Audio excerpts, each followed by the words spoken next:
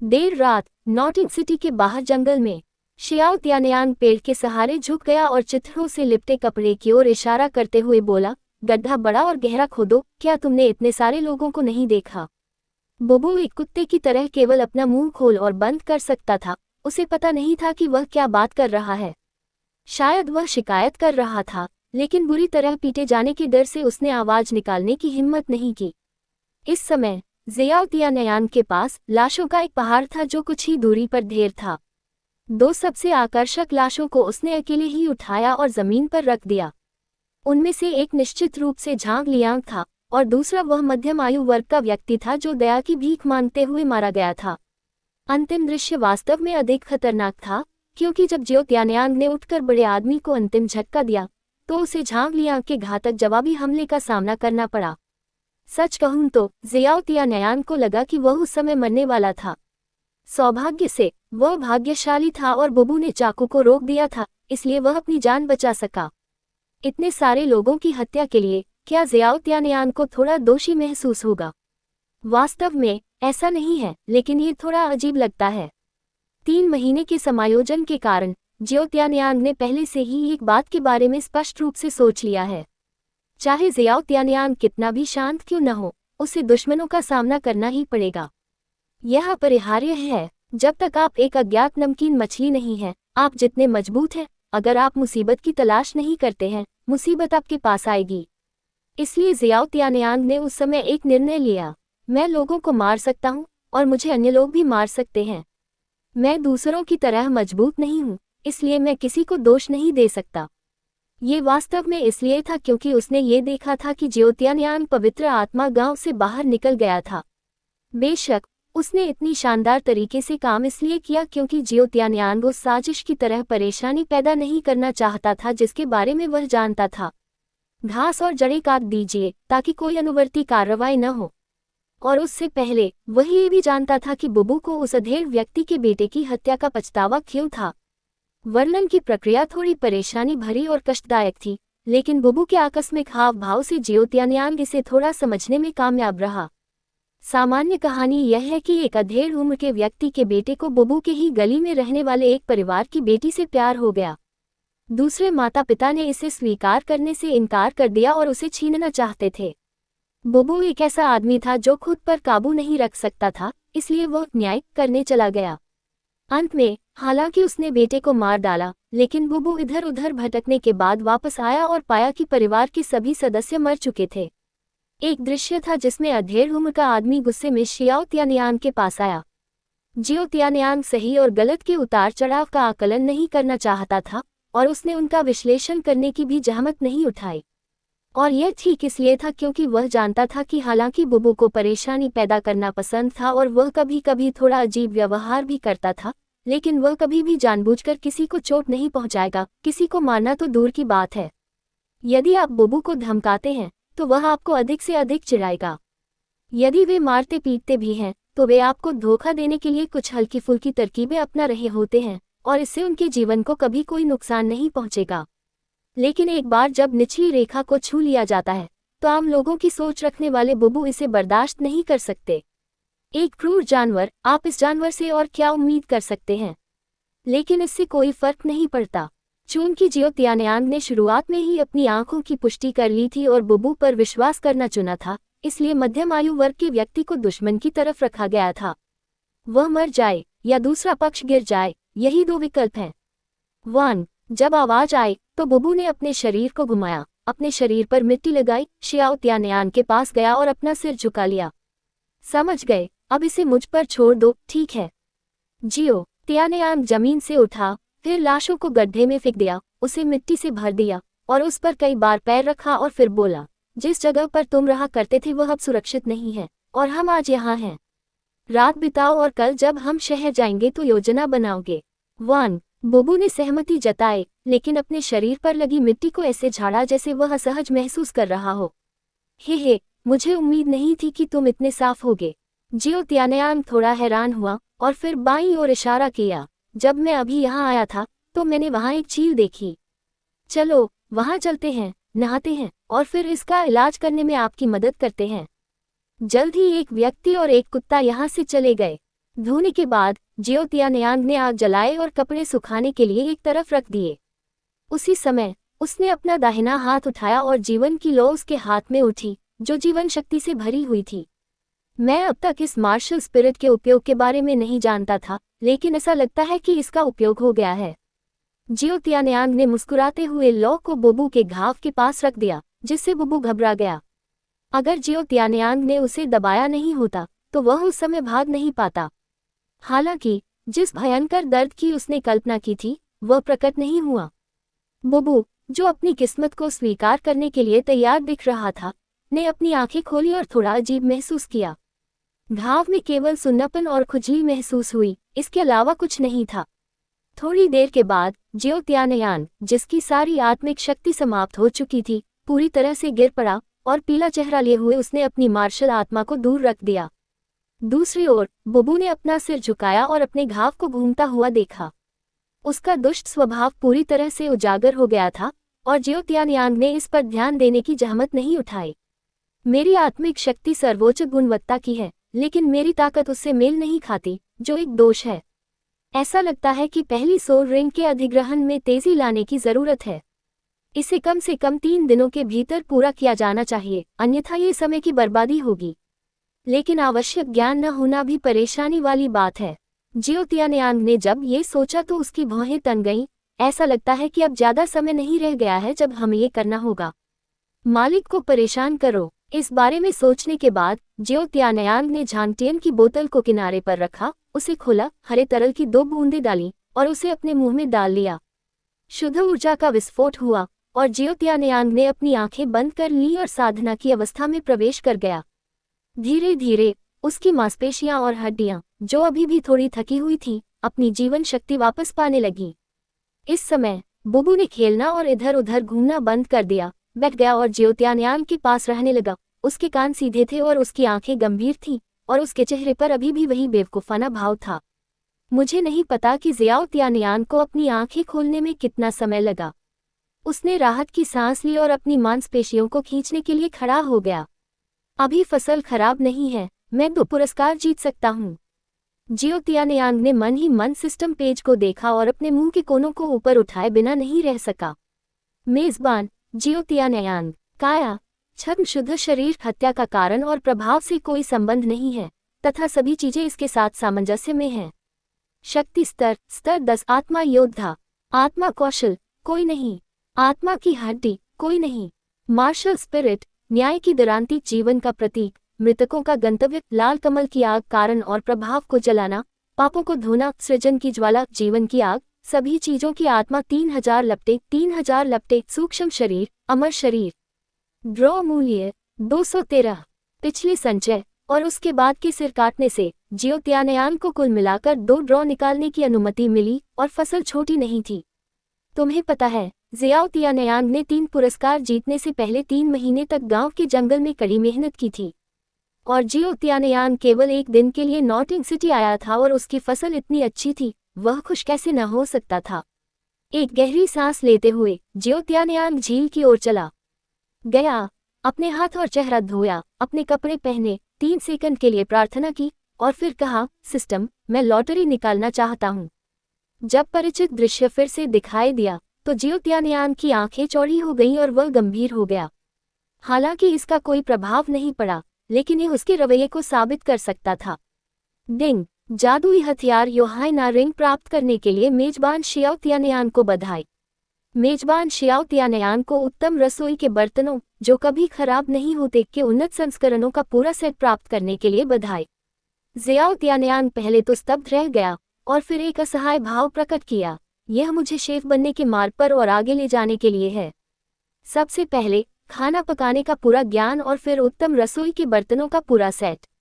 क्या इस चौड़े रास्ते को संकरा करना जरूरी है? अपने विचारों को किनारे रखते हुए जियो तियानयांग ने अपने हाथ में एक अंगूठी पकड़ी। ये साधारण दिख रही थी और इस पर लहरदार पैटर्न बने हुए थे। जियो तियानयांग ने अंदर की खोज करने के लिए थोड़ी मानसिक ऊर्जा जारी की। निश्चित रूप से अगले ही सेकंड में जियो तियानयांग की आंखों के सामने एक तस्वीर उभरी। ये 500 x 500 मीटर का मंडप था, जिसके एक ओर अलमारियां थीं और दूसरी ओर खुला स्थान था। ये वास्तव में एक अच्छी चीज है। ऐसा लगता है कि अगर इसे वहां रखा भी गया है तो यह निश्चित रूप से एक उच्च स्तरीय जादुई हथियार है। अपने विचारों को वापस लेने के बाद जियो त्यानयांग ने अपने सामने रखे रसोई के बर्तनों पर ध्यान केंद्रित किया। ऐसा कहा जाता है कि यह एक पूर्ण सेट है, यह एक पूर्ण सेट है, सब कुछ उपलब्ध है। ये प्रणाली जियो त्यानयांग को धोखा नहीं देती है। सभी प्रकार के चाकू, बर्तन और पैन के अलावा यहाँ बारबेक्यू ग्रिल भी है। आपको क्या लगता है कि यहाँ क्या कमी रह गई होगी? जियो त्यानयांग ने अपना सिर हिलाया, अंगूठी पहन ली और फिर उसमें मौजूद सभी चीजों को शामिल करने के लिए अपना हाथ हिलाया। ऐसा करने के बाद जियो त्यानयांग बुबू पर झुक गया जो पहले से ही जमीन पर लेटा हुआ था और खुद से कहा, ये वास्तव में हत्या और आगजनी के लिए एक सुनहरा बेल्ट है। केवल एक दिन में की गई फसल पवित्र आत्मा गांव में बिताए गए 3 महीनों के बराबर है। ये सोचते हुए जियो त्यानयांग धीरे धीरे शांत हो गया और सो गया। बुबू के यहाँ होने से जियो त्यानयांग को दूसरों के छिपे हमलों की बिल्कुल भी चिंता नहीं थी। पूरी रात सोने के बाद भी सूरज नहीं निकला था। शियाओ त्यानयांग झील के किनारे बहकर आ चुका था और रास्ते में निशानों की जांच करने के बाद वह बुबू को वापस नॉटिंग सिटी ले गया। जियो त्यानयांग डोंगच्वांग घटना से बिल्कुल भी नहीं डरता है।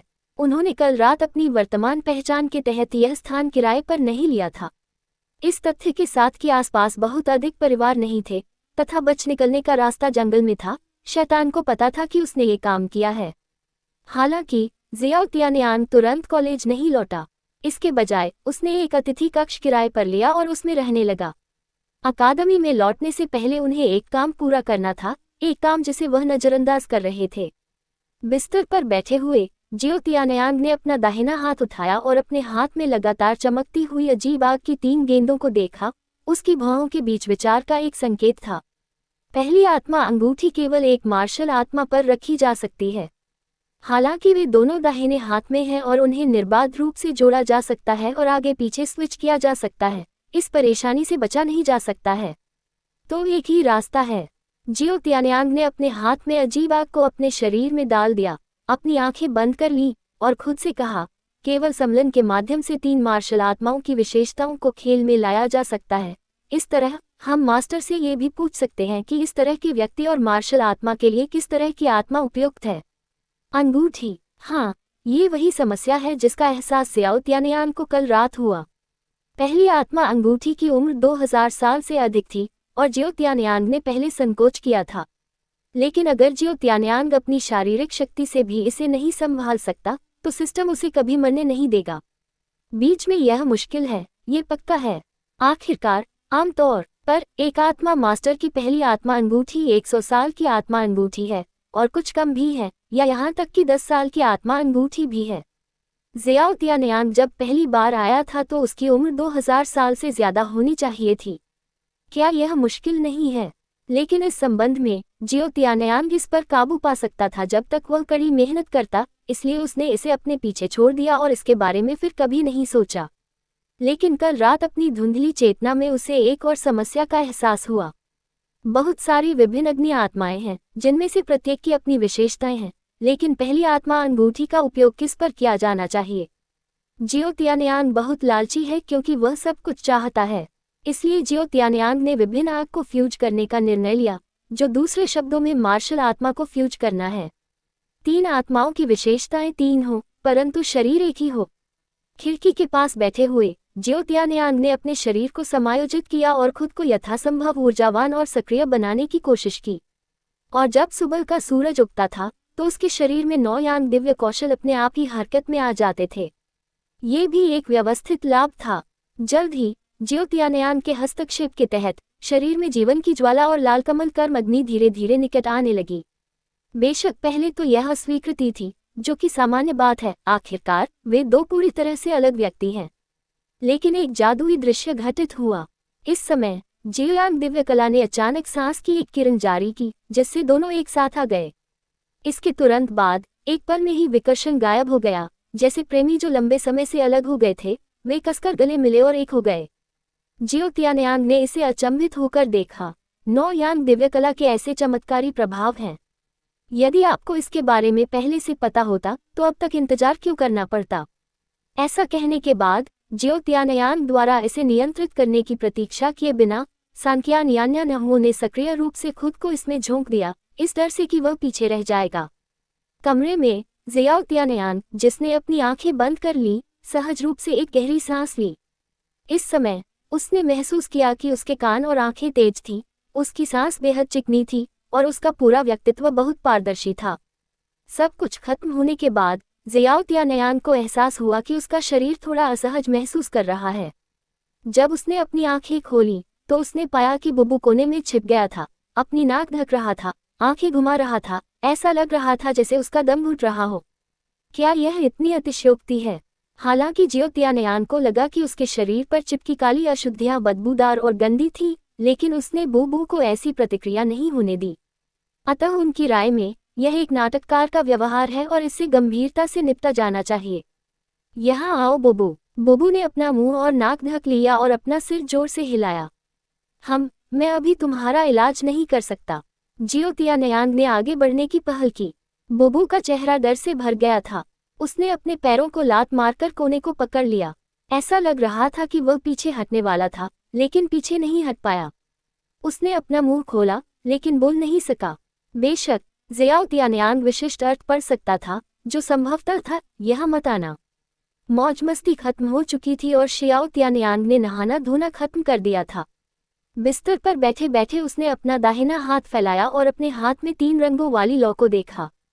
वह मुस्कुराए बिना नहीं रह सका। कारण और प्रभाव, जीवन शक्ति और अमरता की विशेषताओं वाली एक मार्शल आत्मा। मेरा मानना है कि यह गुरु के योग्य है। क्या आप भावुक हो गए हैं? एक अर्थ में जियो तियानयान में अभी भी 4 मार्शल आत्माएं हैं। न्याय की तलवार के अलावा हालांकि अन्य 3 मार्शल आर्ट आत्माएं लाल कमल अग्नि, जीवन ज्वाला और 3000 लपटें एक साथ जुड़ी हुई हैं, फिर भी वे स्वतंत्र रूप से मौजूद हैं। हालांकि उपयोग किए जाने पर उन्हें आगे पीछे स्विच करने की आवश्यकता नहीं होती है और उन्हें एक ही आत्मा को भी दिया जा सकता है। अंगूठी। जियो तियानयान ने मन में आने वाली हर समस्या का समाधान कर दिया है, इसलिए यहाँ रुकने की कोई जरूरत नहीं है। सबसे पहले उन्होंने घर का निरीक्षण किया और फिर उन्होंने बुबू की आवास समस्या को सुलझाने में मदद की। यह मुश्किल नहीं है। जब तक आपके पास पैसा है, आप इसे किसी भी समय कर सकते हैं। फिर ज़ियाओ तियानयान एक लंबा चक्कर लगाता हुआ नॉटिंग सिटी के सब्जी बाजार में आ गया। चूंकि आप पहले ही इस रास्ते पर चल पड़े हैं, तो आपको और अधिक नुकसान क्यों उठाना चाहिए? लॉटरी के माध्यम से प्राप्त संपूर्ण पाककला ज्ञान और उत्तम रसोई के बर्तनों के पूरे सेट के बारे में सोचकर जियो तियानयान थोड़ा असहाय महसूस कर रहा था। बेशक जो हुआ वह हो चुका है और इसे वापस करने की कोई संभावना नहीं है, इसलिए जियो तियानयान केवल इसे स्वीकार कर सकता है। तो यदि संभव हो तो अपने लिए अधिक स्वादिष्ट भोजन पकाना आपके लिए बहुत मुश्किल नहीं होना चाहिए, है ना? जैसे ही उसने खरीदारी समाप्त की और अकादमी के प्रवेश द्वार पर लौटा, जियो तियानयान ने तानसान को जियोवू के साथ उसके बगल में देखा। छोटे सैन, क्या तुम इतनी जल्दी बाहर जा रहे हो? जियो तियानयान ने नमस्ते कहा। भाई तियानयान। तानसान पलटा, तेजी से भागा और बोला, तुम्हें क्या हो रहा है? तुम पूरी रात वापस क्यों नहीं आए? मास्टर और मैं तुम्हारे बारे में बहुत चिंतित हैं। ओह, कुछ कारणों से मुझे देर हो गई, इसलिए मैं रात भर बाहर ही रहा और वापस नहीं आया। ज़ियाओ तियानयान ने हंसते हुए कहा, क्या तुम मुझे ढूंढने जा रहे हो? तो फिर आप क्या सोचते हैं? जियोवू ने गुनगुनाते हुए कहा, भाई तियानयान, तुम बहुत अधर्मी हो। तुम अकेले खेलने के लिए बाहर गए और मुझे अपने साथ नहीं ले गए, जिससे मालकिन पूरी रात चिंतित रही। यह महसूस करते हुए कि वह सच कह रही थी, जियोवू ने तुरंत अपने शब्द बदल दिए। ज़ियाओ तियानयान ने उन दोनों के कंधे थपथपाए। इस बार गलती मेरी है। क्या मैं आज रात तुम्हें एक बड़े डिनर पर आमंत्रित करूं? सच? कहाँ खाना है? ज़ियाओवू अपनी आंखें चमकने से खुद को रोक नहीं सकी। उसने यह बात तो सहजता से कही थी, लेकिन उसे उम्मीद नहीं थी कि उससे भोजन मिलेगा। कोई ज़रूरत नहीं, भाई तियानयान, आपके लिए पैसा कमाना आसान नहीं है। ओह, तानसान अभी आधा ही बोल पाया था कि जियोवू ने उसका मुंह ढक लिया। भाई तियानयान, तुम्हें अपना वादा याद रखना चाहिए। मैं दोपहर को कक्षा के बाद तुम्हें ढूंढने जाऊंगा। जियोवू ने संघर्षरत तानसान को वापस अकादमी में खींच लिया। ज़ियाओ तियानयान ने अपनी भौहें उठाईं। हालांकि उसे ये दिलचस्प लगा, लेकिन उसका उन्हें परेशान करने का कोई इरादा नहीं था।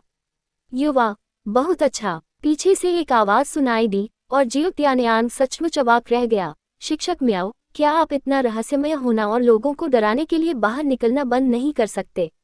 ओह, बदमाश, मैं अकादमी में ट्यूटर हूँ, इसलिए तुम मेरा इतना सम्मान नहीं करते। शिक्षक मियाओ ने अपना हाथ उठाया और ज़ियाओ तियानयान के सिर पर मारा, उसे डांटा। ज़ियाओ तियानयान दर्द में था, लेकिन उसने विरोध करने की हिम्मत नहीं की। वह केवल मुस्कुराया और कहा, क्या ये सिर्फ स्कूल नहीं है? मुझे अभी तक नियम नहीं पता है, इसलिए मुझे इसे धीरे धीरे सीखना होगा। शिक्षक मियाओ ने धीरे से कहा, बेटा, ऐसा मत सोचो कि मुझे नहीं पता कि तुमने कल रात क्या किया। बोलते हुए वह थोड़ा झुका और फुसफुसाया, तुम उन 2 छोटे बच्चों को धोखा दे सकते हो, लेकिन तुम मुझे धोखा नहीं दे सकते। तुम्हारे शरीर पर खून की गंध बहुत तेज है। क्या तुमने किसी को मार दिया है? जियो तियानयान की पुतलियां सिकुड़ गईं और उसने चमकते हुए भाव से शिक्षक मियाओ की ओर देखा। आपके हाव भाव से पता चल रहा है कि 1 से अधिक होंगे। फिर शिक्षक मियाओ ने विश्लेषण किया। जियो तियानयान अभी भी चुप था और सोच रहा था कि क्या किया जाए। लौटने से पहले जियो तियानयान को लगा कि डोंगचून की घटना असंभव थी, क्योंकि इस दुनिया में लोगों का मरना या गायब होना सामान्य बात है। जियो तियानयान ने यह नहीं सोचा था कि मध्यम आयु वर्ग के व्यक्ति का पद बहुत महत्वपूर्ण है, अन्यथा उसके आसपास इतने कम लोग नहीं होते। यही कारण है कि जियो तियानयान इतना आश्वस्त था और उसने सोचा कि यह कोई बड़ी बात नहीं है। पर अब एक त्वरित नज़र के बाद वह शिक्षक मियाओ द्वारा खोजा गया था। अब ये समाप्त हुआ, लेकिन जब ज़ियाओ तियानयान अपने शब्दों के बारे में सोच रहा था, तो उसने शिक्षक मियाओ को ये कहते हुए सुना, चिंता मत करो, तुम जो भी करो, मुझे उसकी परवाह नहीं है, और मैं इसकी परवाह नहीं करता। मैं बस ये पूछना चाहता हूँ कि पहले कदम किसने उठाया? उन्हें। जियो तियानयान ने निर्णायक रूप से उत्तर दिया, और यह वास्तव में सत्य था। यह अच्छी बात है, मेरे साथ आओ, और इस मामले में कोई भी तुम्हें परेशान नहीं करेगा। शिक्षक मियाओ सामान्य हो गए, उन्होंने अपना हाथ हिलाया और अकादमी से बाहर चले गए। ये कहाँ जा रहा है? जियो तियानयान का चेहरा संदेह से भरा था। आप आत्मिक शक्ति से परिपूर्ण होकर पैदा हुए हैं, और अकादमी के प्रशिक्षक आपको अपनी पहली आत्मा अंगूठी प्राप्त करने में मदद कर सकते हैं। मैं ये कार्य स्वीकार करूंगा। शिक्षक मियाओ ने पीछे देखा और देखा कि जियो तियानयान अभी भी अपनी जगह पर जमी हुई थी, और वह मदद नहीं कर सके और गुस्से से बोली, क्यों, तुम मुझे नीची नज़र से देखते हो? बिल्कुल नहीं, लेकिन मैंने तो स्कूल में आवेदन ही नहीं किया था। जियो तियानयान एक कदम पीछे हटने से खुद को रोक नहीं सका और हंसने लगा। जियो तियानयान भूला नहीं है कि उसका साइड मिशन क्या है। एक बार कोई इसमें भाग ले लेता है, तो क्या इसका मतलब यह नहीं है कि इनाम व्यर्थ हो जाएगा? मुझे भी जिज्ञासा है, आपने आवेदन क्यों नहीं किया? शिक्षक मियाओ ने हैरान होने का नाटक किया, लेकिन फिर विषय बदल दिया और कहा, इससे कोई फर्क नहीं पड़ता, बस मेरे पीछे आओ। रुको, मदद करो। इससे पहले कि जियो तियानयान कुछ प्रतिक्रिया कर पाता, एक हाथ ने उसकी गर्दन पकड़ ली और उसे दूर ले गया। Soul hunter 1। शिक्षक मियाओ ने आश्चर्य से जियो तियानयान को देखा। दूसरे पक्ष की कहानी सुनने के बाद उन्हें लगा कि उनके जीवन का अनुभव पर्याप्त नहीं था। तुम अकेले ही आत्मा जानवरों का शिकार करना चाहते हो? क्या तुम्हें 2000 साल से भी पुरानी आत्मा अंगूठी की जरूरत है? बेटा, क्या तुम्हें कुछ हो गया है? जैसे ही उसने ये कहा, शिक्षक मियाओ ने आगे बढ़कर शियाओ तियानयान के माथे को छुआ। ये देखने के बाद कि सब कुछ ठीक है, उसने कहा, मेरा सिर गर्म नहीं है, तो तुम बकवास क्यों करने लगे? मैं जो कुछ भी कहता हूँ वह सब सच है। अगर तुम्हें यकीन नहीं होता तो पीछे से देख लो। जियो तियानयान ने याद दिलाया, लेकिन उससे पहले आपको मुझे उन आत्मा जानवरों की विशेषताओं को समझाने में मदद करनी होगी जिनका मैं सामना करता हूँ। मैंने आपकी मार्शल आत्मा को पहले भी देखा है, और अगर मुझे कोई ऐसी आत्मा दिखी जो आपके अनुकूल हो तो मैं आपको बता दूंगा। शिक्षक मियाओ ने फिर गंभीरता से कहा, लेकिन क्या आप पुष्टि कर सकते हैं कि आपने जो कहा वह सच है? असली सोने से भी अधिक सोना। जियो तियानयान अधिकाधिक आश्वस्त होता गया। जियो तियानयान ने ऐसा कहने का साहस इसलिए किया क्योंकि वह अपने सामने श्री मियाओ की ओर से थोड़ी सी भी दुर्भावना महसूस नहीं कर सकता था। इस बारे में बात करने के बाद भी दूसरे पक्ष ने केवल आश्चर्य व्यक्त किया और इसका पता लगाने का कोई इरादा नहीं था। हालांकि उसे अभी भी थोड़ा अजीब लग रहा था। आखिरकार जियो तियानयान एक तरफ उत्सुक था और दूसरी तरफ ऐसे बूढ़े व्यक्ति के लिए सतर्क था जिसने कभी अपना चेहरा नहीं ढका था और जिसकी पृष्ठभूमि रहस्यमय थी। बिना किसी कारण के तुम अपने प्रति इतने दयालु क्यों हो? क्या यह आकाश में पाई हो सकती है? खैर, वह वास्तव में एक बार मारा गया था, लेकिन जियो तियानयान का मानना था कि अगली बार ऐसा कभी नहीं होगा। ठीक है, मैं आपके निर्णय का सम्मान करता हूँ, लेकिन मैं आपको याद दिलाना चाहूंगा कि यदि कोई दुर्घटना होती है तो मैं केवल आपकी जान बचा सकता हूँ। जहाँ तक आपकी बात है, मुझे डर है कि आप मर जाएंगे। शिक्षक मियाओ सीधे चेहरे के साथ जियो तियानयांग के अंतिम निर्णय की प्रतीक्षा कर रहे थे। जियो तियानयांग ने केवल इतना कहा, मैं ऐसा कुछ भी नहीं करूंगा जिसके बारे में मैं निश्चित नहीं हूँ। तो फिर चलो, मैं यहाँ अक्सर आता हूँ। 2000 साल से ज्यादा पुराने बहुत कम आत्मा वाले जानवर हैं जो तुम्हारे लिए उपयुक्त हों। अध्यापक मियाओ आगे आगे चले, जबकि जियो तियानयांग एक क्षण के लिए हिचकिचाने के बाद उनके पीछे पीछे चला। यदि आप आएंगे तो सुरक्षित रहेंगे, आप विरोध नहीं कर पाएंगे, इसके अलावा आप क्या कर सकते हैं? ये घटना अचानक घटित हुई, किसी तैयारी की बात तो दूर, जियो तियानयांग को भी कभी ऐसा विचार नहीं आया था। श्री मियाओ स्वयं विचित्रता से भरे हुए हैं, जो उन्हें एक मजबूत भावना देता है, और उनसे भिड़ने पर हमेशा उनकी पीठ पर होने का एहसास होता है। लेकिन जियो तियानयांग की यादों में इस व्यक्ति का कोई निशान नहीं है, यहाँ तक कि यह नाम भी उसे अजीब लगता है। लेकिन जियो तियानयांग को जिस चीज की सबसे ज्यादा चिंता है वह खुद व्यक्ति नहीं है, लेकिन अगर शिक्षक मियाओ अपनी उपस्थिति के कारण प्रकट होता है तो चीजें बहुत गंभीर होंगी। उसका परिवार उसके मामलों को जानता है, और जियो तियानयांग के पास जो लाभ है वह प्रणाली और कथानक विकास है। उत्तरार्ध पहले से बहुत निकट से संबंधित है। आखिरकार यह उसे मजबूत बनने के लिए पर्याप्त समय दे सकता है। किसी के द्वारा रास्ता प्रशस्त करना सुविधाजनक था। जियाओ तियानयांग और शिक्षक मियाओ बिना किसी बाधा का सामना किए लगभग आधे घंटे तक आगे बढ़ते रहे, और इस शिकार आत्मा जंगल में इसे एक चमत्कार कहा जा सकता है। बेशक, यदि आप इस समय शिक्षक मियाओ से निकलने वाली भयानक आभा को गिनते हैं तो यह वास्तव में एक सामान्य घटना है। मिस्टर मियाओ, क्या मैं आपसे एक प्रश्न पूछ सकता हूँ? जियो तियानयांग ने सावधानी से पूछा। शिक्षक मियाओ ने इसके बारे में सोचा भी नहीं और निर्णायक रूप से मना कर दिया, नहीं। जियाओ तियानयांग, जो थोड़ा अनिच्छुक था, ने पूछा, तो फिर आप मुझे अपना असली नाम बता सकते हैं, है ना? आप ये क्यों पूछ रहे हैं? एक पल सोचने के बाद शिक्षक मियाओ ने कहा, मियाओ झेनशान। अभी भी कोई प्रभाव नहीं पड़ा है। जियो तियानयांग ने अपने मुंह में बड़बड़ाया। क्या कहा आपने? ये कुछ भी नहीं है, ये स्थान है। जियो तियानयांग ने ये सुनकर ऊपर देखा, और अचानक सामने से एक दहाड़ सुनाई दी, और इस आवाज ने वास्तव में उसका खून खौला दिया, जिससे वह इसे सहन करने में असमर्थ हो गया। कुछ गलत है। मियाओ झेनशान ने अपनी मानसिक शक्ति जारी की और जल्द ही अपनी आंखें खोलीं। ये दो आत्मा जानवर थे जो क्षेत्र के लिए लड़ रहे थे। फिर उसने शियाओ तियानयांग की ओर देखा और कहा, चूंकि मैं अकेले ही आत्मा जानवर का शिकार करना चाहता हूँ, इसलिए मैं वहां नहीं जाऊंगा।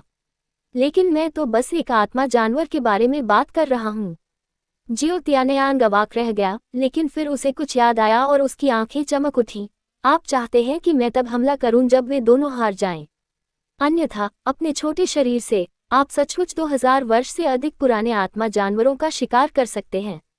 मियाओ झेनशान ने व्यंग्य करते हुए कहा, याद रखें, एक अंदर रतन कवच वाला ड्रैगन कछुआ है और दूसरा एक ज्वाला दुर्स्वप्न है।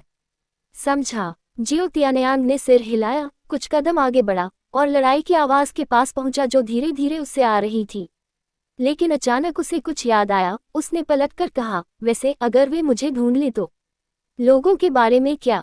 इससे पहले कि जियो तियानयांग बोलना समाप्त करता, वह पीछे मुड़ा और मियाओ झेनशान को नहीं देख सका, और वह उदास महसूस करने से खुद को रोक नहीं सका। अपने शरीर को युद्ध के मैदान के करीब झुकाकर जियो तियानयांग ने अपनी आभा को घास में छिपाने की पूरी कोशिश की, और जब उसने उन दो प्राण जानवरों को देखा तो उसका दिल धड़क उठा। हालांकि उसने औपचारिक रूप से आत्मा जानवरों के बारे में नहीं सीखा है, फिर भी जियो तियानयांग संभवतः अपने सामने मौजूद दो आत्मा जानवरों के बीच उनके नामों के आधार पर अंतर बता सकता है। बाईं ओर वाला लगभग 5 मीटर ऊंचा है, एक तड़कते हुए कछुए की तरह, और ऐसा लगता है कि वह अपनी पीठ पर एक चट्टान ले जा रहा है जो पन्ना हरे रंग की लताओं से ढका हुआ है, जीवन शक्ति से भरा है। यह एक रतन बख्तरबंद ड्रैगन कछुआ होना चाहिए। फिर शेष एक ज्वाला दुर्स्वप्न होना चाहिए जो लगभग 2 मीटर ऊंचा है, काली आंखों वाला, घोड़े की तरह, जिसकी पीठ पर काली आग जल रही है। जहां भी वह गुजरता है वहां झुलसे हुए काले खुर का निशान छोड़ता है। इस समय ज्वलंत दुर्स्वप्न आकाश में उड़ गया, एक खुर से उस पर कदम रखा और अनगिनत काली लपटें मूसलाधार बारिश की तरह नीचे गिर गईं। दूसरी ओर बेल बख्तरबंद ड्रैगन कछुआ सिर्फ दहाड़ता रहा और अपने खोल में सिकुड़ गया ताकि वह केवल निष्क्रिय रूप से ही बचाव कर सके।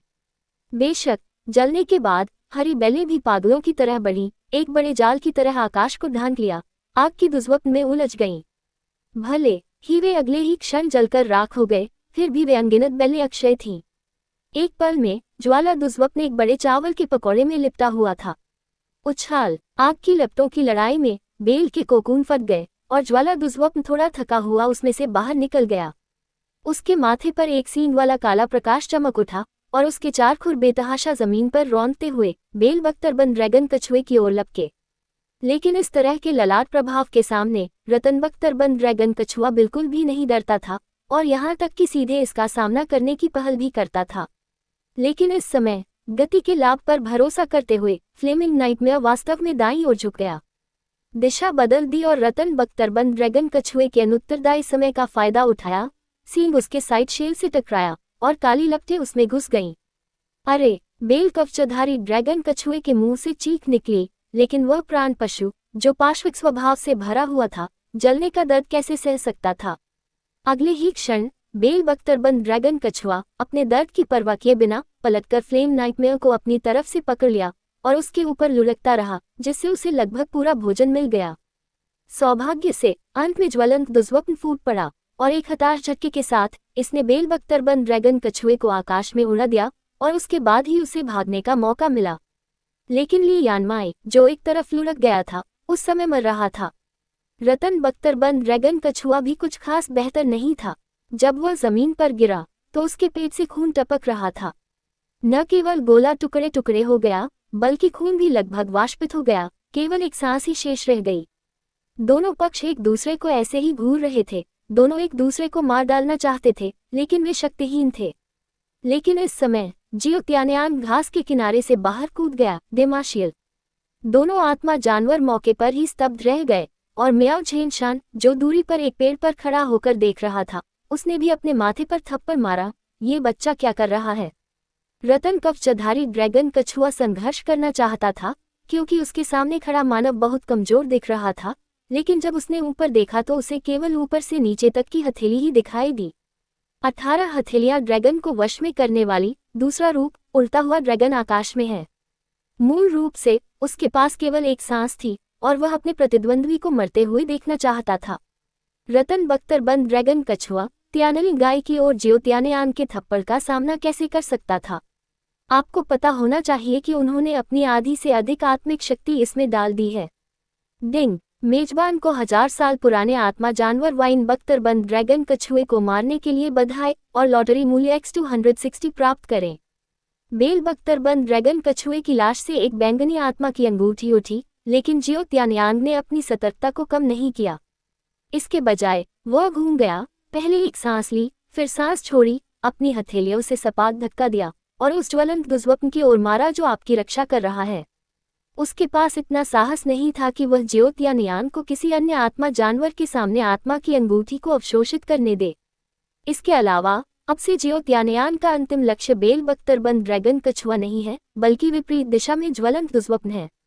18 ड्रैगन वशीकरण हथेलियों 8वें रूप 100 मील चौका दिया। ये सबसे शक्तिशाली हथेली भी है जिसे जियो त्यानयान उपयोग कर सकता है। उग्र दुष्वप्न अभी भी संघर्ष करना चाहता था, लेकिन दुर्भाग्य से जियो त्यानयान जो देख रहा था वह ये था कि उसके चारों खुर बेल बख्तरबंद ड्रैगन कछुए द्वारा नष्ट कर दिए गए थे और वह अब खड़ा नहीं हो सकता था। अन्यथा ये निश्चित रूप से सबसे पहले पीड़ित होगा। आखिरकार गति के मामले में फ्लेम नाइटमेयर को बढ़त हासिल है।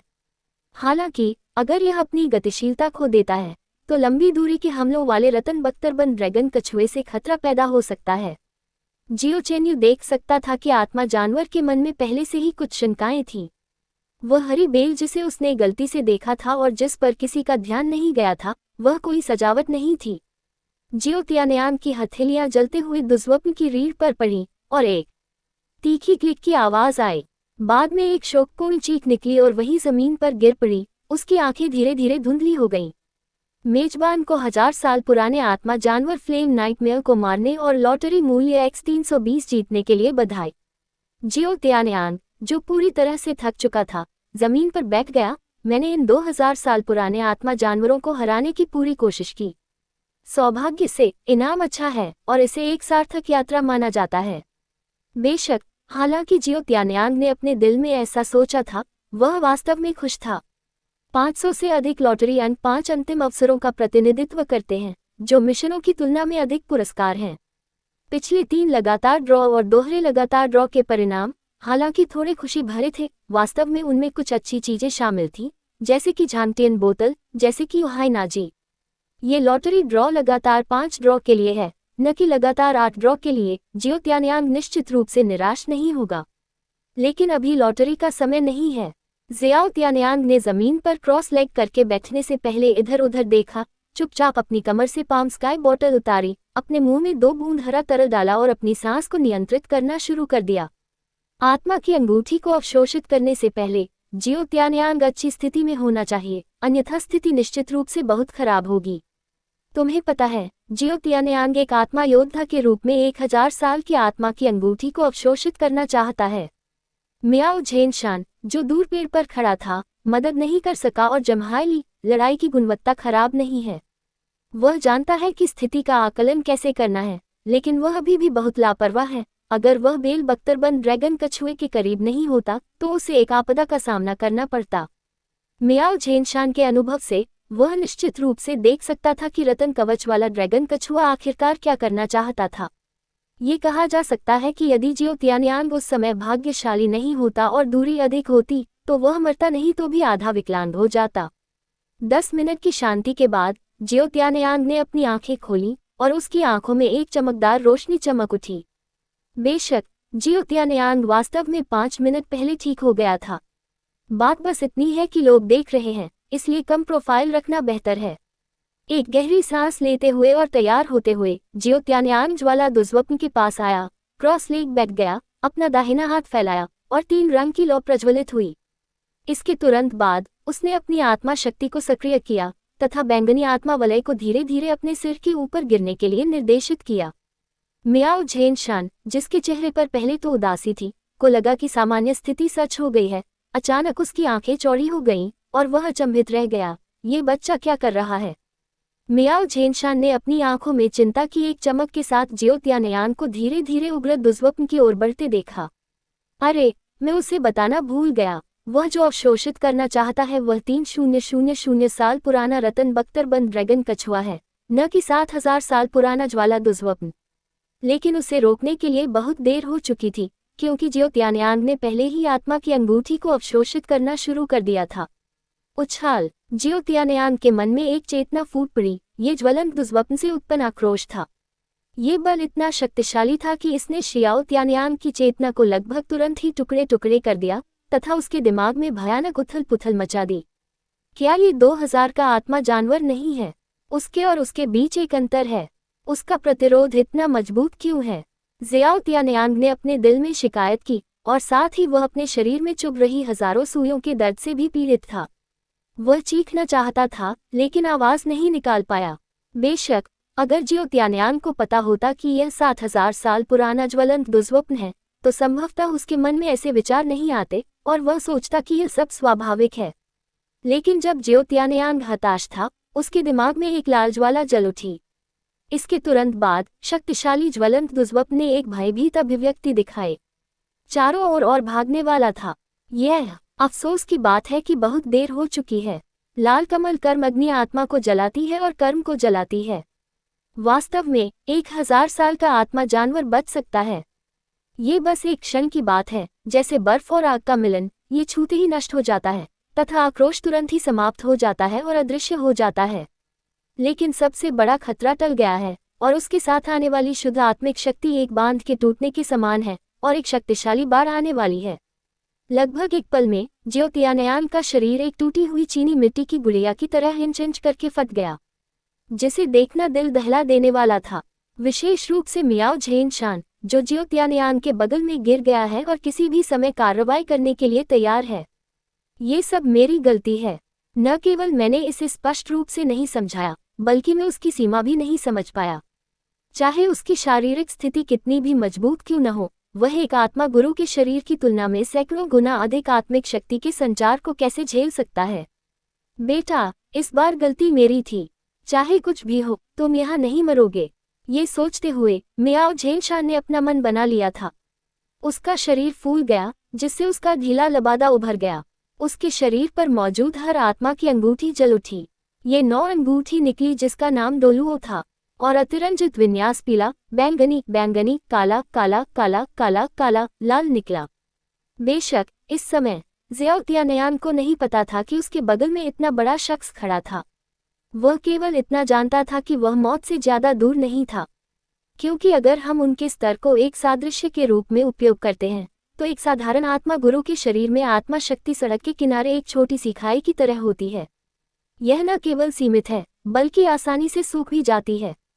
लेकिन 9 यांग दिव्य कला और पाम फूलदान की सहायता से जियो चेन्यू इस स्तर पर जियोक्सी के स्तर तक पहुंच गया है, और यह मूलतः एक महान आत्मा गुरु की सीमा है। लेकिन फिर भी यह अभी भी आत्मा शक्ति के वर्तमान संचार को रोक नहीं सकता है। आजकल आत्मा शक्ति ज़ियाओ चेन्यू के शरीर में बेवजह प्रवेश करती है, बिल्कुल समुद्र तटीय शहर की तरह। अचानक एक दिन लगभग 1000 मीटर ऊंची सुनामी लहरों के साथ आती है। इसे रोकने के लिए आप क्या कर सकते हैं?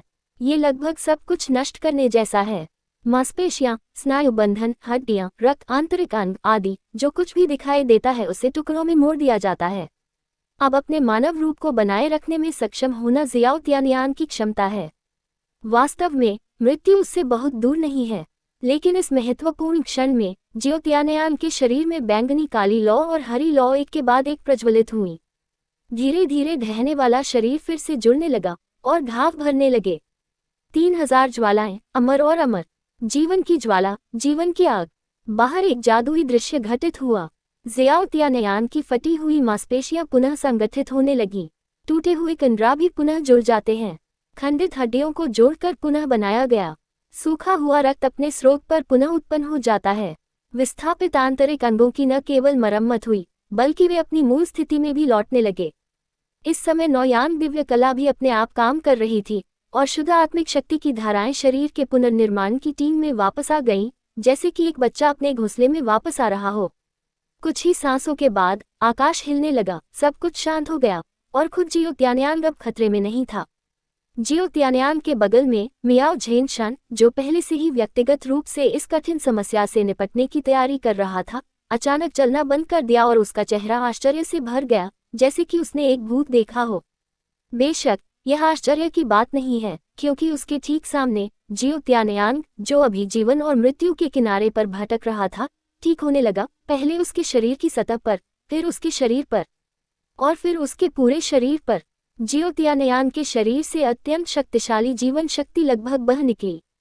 उसके आसपास अरौंदी गई घास तुरंत सीधी हो गई और पेड़ भी इस प्रभाव के तहत झूम उठे और पागलों की तरह बढ़ने लगे। ऐसा महसूस हुआ जैसे मैं एक तीर्थयात्री की तरह ज़ियाओ तियानयान के पास जा रहा हूँ, बिना किसी द्वेष के, केवल दयालुता और भय जो विशुद्ध रूप से हृदय से आता है। लेकिन इससे भी अधिक अतिशयोक्तिपूर्ण बात यह है कि इसके पीछे क्या है। ज़ियाओ तियानयान में अंधेरे का एक झोंका दिखाई देता है। यह एक विशाल और रहस्यमय पोर्टल है, और उसके द्वार के ऊपर की गहरी आंखों ने मियाओ झेनशान पर एक नजर डाली और उसे खून थूकते हुए मौके पर ही 100 मीटर पीछे हटने पर मजबूर कर दिया। पोर्टल पर एक दरार खुल गई और दुनिया हिल गई। बेशक केवल एक पल के बाद दरवाजा बंद हो गया और अपने साथ मियाओ झेनशान की कुछ यादें भी ले गया।